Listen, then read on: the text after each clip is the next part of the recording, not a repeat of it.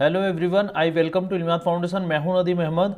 तो दोस्तों, एक यूरोपियाई देश जो कि यूरोप का सबसे युवा देश है, यानी कि जिस देश को अभी कुल 15 ही साल बने हुए हैं, उस देश में काफ़ी क्लेशेस देखने को मिले हैं। हालांकि उस देश के अंदर नाटो सेना डिप्लॉय है, लेकिन इन क्लेशेस में 25 नाटो सैनिक भी घायल हुए हैं। तो आखिर ऐसा क्या हुआ है कोसोवो में, आज हम इसके बारे में बात करेंगे। कोसोवो की हिस्ट्री के बारे में बात करेंगे। इसके अलावा इसके पड़ोसी देश सर्बिया के बारे में भी हम बात करेंगे। तो वीडियो का अंत तक बने रहिएगा।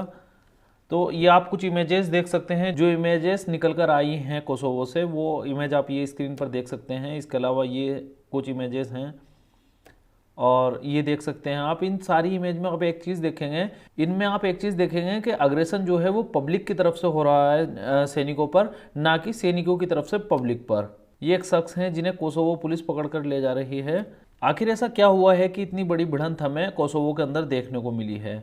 तो सबसे पहले हम कोसोवो की ज्योग्राफी को देख लेते हैं, क्योंकि ज्योग्राफी समझने के बाद में उस देश के बारे में समझना काफ़ी आसान हो जाता है। तो ये आप देख सकते हैं, ये है कोसोवो का मैप।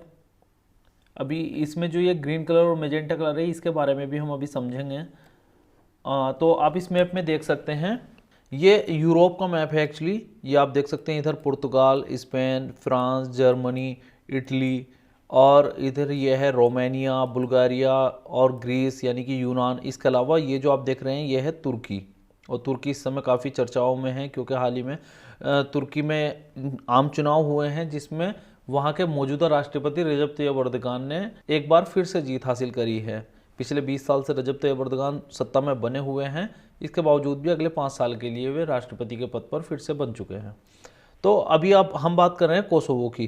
तो ये पूरा यूरोप का देश है। ये आप देख सकते हैं, ये है यूक्रेन, जहाँ जंग चल रही है इस टाइम रशिया के साथ। ये बेलारूस।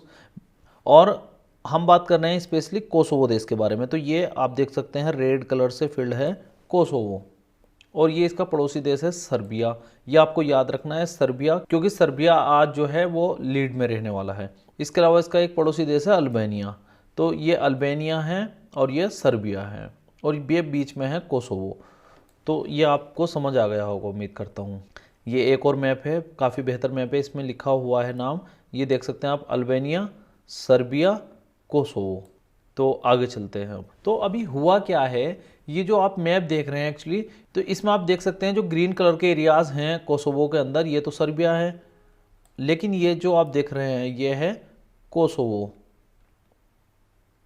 और आप देख सकते हैं कि इसकी जो बॉर्डर है वो डॉटेड लाइन से है। इसके पीछे भी एक वजह है, ये भी हम बात करेंगे कि ये डॉटेड लाइन क्यों है। तो सबसे पहले आप समझिए, तो ये जो है, ये है पूरा मैप है कोसोवो का।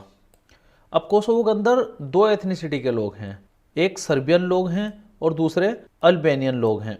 तो ये जो आप देख सकते हैं, ये पूरा क्षेत्र लाइट मैजेंटा कलर से, ये है अल्बानियन लोगों के एरियाज़। और कोसोवो के अंदर यहाँ पर माइनॉरिटी में है सर्ब्स, जो कि सर्बिया को ज़्यादातर सपोर्ट करते हैं। ये आप देख सकते हैं, ये जो डार्क ग्रीन कलर से है, ये सर्बियन लोगों का क्षेत्र है। और पड़ोस में ही जो देश है वो है सर्बिया। ये आपको आई थिंक समझ आ गया होगा। तो अभी हाल ही में क्या हुआ है कि कोसोवो के अंदर सभी कोसोवो के बड़े शहरों में मेयर के चुनाव हुए हैं। तो ऑब्वियसली जब सब जगह हुए हैं तो इस क्षेत्र में भी होने ही थे।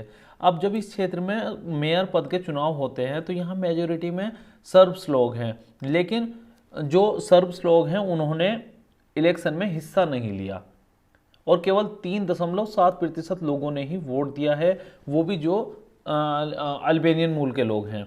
तो जो अल्बानियन लोग हैं उन्हीं का मेयर बन गया है।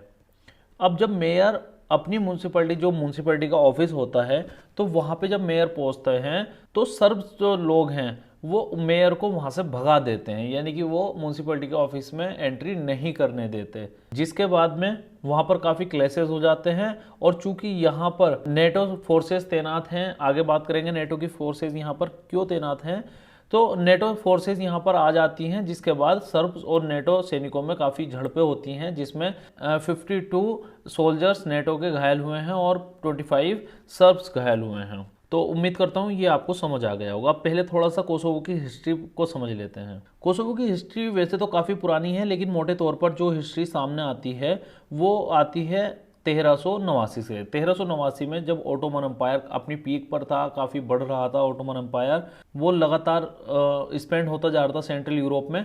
उसी दौरान एक वॉर लड़ी गई थी जिस वॉर का नाम था बैटल ऑफ कोसोवो, जो कि 1389 में लड़ी गई थी और इसमें ऑटोमन्स की जीत हुई थी।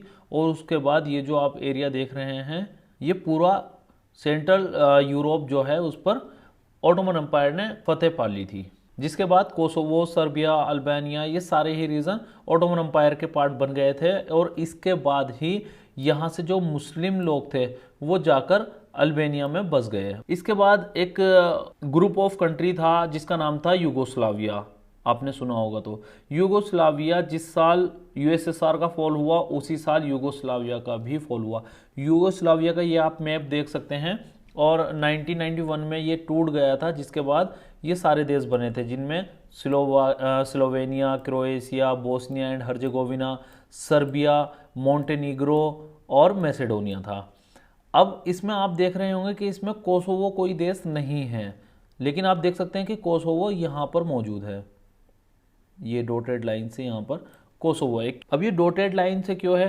क्योंकि कोसोवो सर्बिया का पार्ट तो था, लेकिन कोसोवो काफ़ी हद तक ऑटोनोमस टेरिटरी थी। सर्बिया में 2 टेरिटरी ऐसी थी जिन्हें काफ़ी हद तक ऑटोनोमी दी गई थी, जिनमें एक था कोसोवो और दूसरा था वोजवोदिना।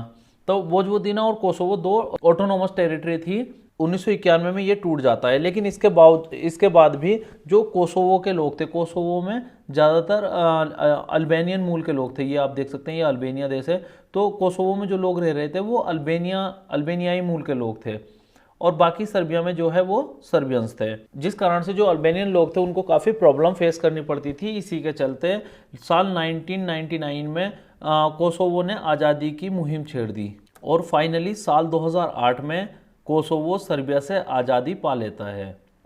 और उसी समय क्या था कि जो सर्बिया कोसोवो पर बहुत ज़्यादा अटैक कर रहा था, उसी समय नेटो इंटरफेयर करता है इस वॉर में, और नेटो के कारण ही कोसोवो आज़ाद हो पाता है। इसके पीछे वजह यह है, सर्बिया जो है वो रसिया के इन्फ्लुएंस में रहता है। सर्बिया हमेशा रसिया को सपोर्ट करता है। इसी कारण से नेटो जो वेस्टर्न वर्ल्ड है, वेस्टर्न वर्ल्ड ने कोसोवो को सपोर्ट करना शुरू कर दिया। इसके पीछे सबसे बड़ी रिलीजियस वजह है, क्योंकि पूरे यूरोप और वेस्टर्न वर्ल्ड में आपको प्रोटेस्टेंट क्रिश्चियन मिलेंगे, लेकिन सर्बिया, रसिया और बेलारूस, इन कुछ देशों में आपको जो है ऑर्थोडॉक्स क्रिश्चियन मिलेंगे। और सर्बिया में भी ऑर्थोडॉक्स क्रिश्चियन है, जिस कारण से सर्बियंस लोग जो है वो रूस को सपोर्ट करते हैं। और चूंकि सर्बिया रूस को सपोर्ट करता है, इसी वजह से सर्बिया को तोड़ने के लिए नेटो ने कोसोवो को सपोर्ट किया है। और फाइनली 17 फरवरी 2008 को कोसोवो सर्बिया से अलग हो जाता है।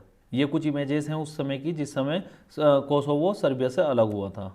ये काफ़ी बेहतर मैप है समझने के लिए, क्योंकि अभी तक सभी देशों ने कोसोवो को मान्यता नहीं दी है। जिन्होंने कोसोवो को मान्यता दे दी है, यानी कि उन देशों ने रिकॉग्नाइज दे दिया है कोसोवो को एज ए कंट्री, लेकिन ज़्यादातर देश जो है वो कोसोवो को अभी भी देश नहीं मानते हैं। जिनमें आप ये देख सकते हैं, जो ब्लू कलर के देश हैं उन्होंने जो है कोसोवो को एज ए कंट्री मान लिया है, कोसोवो को मान्यता दे दी है। लेकिन जो रेड कलर के देश हैं, जिनमें हमारा Bharat, Nepal, Bhutan, Myanmar, Brazil, Argentina और पूरे साउथ अफ्रीकी देश, मेडागास्कर, कई ऐसे देश हैं जिन्होंने अभी तक कोसोवो को मान्यता नहीं दी है। और इसमें आप देख सकते हैं, इसमें काफ़ी सारे मुस्लिम देश भी आपको मिल जाएंगे, यानी कि पूरा सेंट्रल एशियाई देश, कजाकिस्तान, उज्बेकिस्तान, ताजिकिस्तान, किर्गिस्तान, इसके अलावा ईरान, इराक, सीरिया और लेबनान, और इसके अलावा आप देख सकते हैं Oman, Sudan, Ethiopia, Algeria, Tunisia, Morocco, Spain, ये कितने सारे देश हैं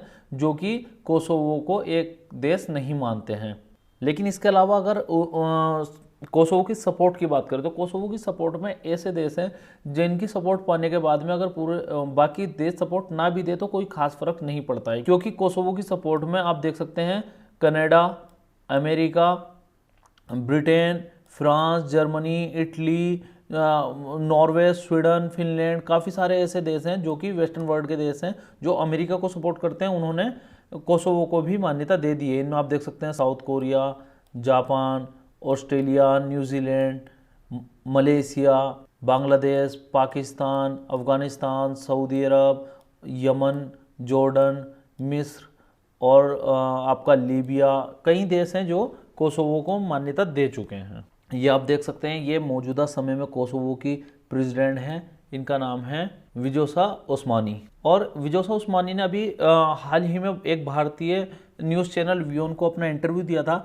जिसमें विजोसा ओस्मानी ने भारत से अपील की थी कि भारत भी कोसोवो को एज ए कंट्री मान ले। हालांकि भारत अभी तक कोसोवो को एक कंट्री नहीं मानता है, क्योंकि सर्बिया कश्मीर को सपोर्ट करता है। सर्बिया के मुताबिक कश्मीर भारत का पार्ट है, इसीलिए भारत सर्बिया को सपोर्ट करता है और भारत के अकॉर्डिंग कोसोवो अभी भी सर्बिया का पार्ट है। इसके अलावा कोसोवो के बारे में एक बात और जानने योग्य है कि कोसोवो का जो नक्शा है वो कोसोवो का नक्शा कोसोवो के फ्लैग में भी शामिल है, यानी कि जो कोसोवो का फ्लैग है वो फ्लैग के अंदर ही कोसोवो का नक्शा भी बना हुआ है। दुनिया में केवल 2 ही देश ऐसे हैं जो अपने नक्शे को फ्लैग के अंदर बनाए हुए हैं, जिनमें एक है कोसोवो और दूसरा है साइप्रस। साइप्रस का इशू भी काफ़ी इंपॉर्टेंट है, साइप्रस पर भी बहुत जल्दी वीडियो आने वाली है। अब समझते हैं कि इस क्षेत्र का फ्यूचर क्या है, क्योंकि सर्बिया का फ्यूचर बहुत डार्क है, जैसा कि कयास लगाए जा रहे हैं। इस मैप में आप देख सकते हैं, ये 1991 से पहले का मैप है, जिसमें आप देख सकते हैं वोजवोदिना, सर्बिया और कोसोवो, ये तीनों ही क्षेत्र एक जगह हैं, यानी कि ये एक ही देश था 1991 में।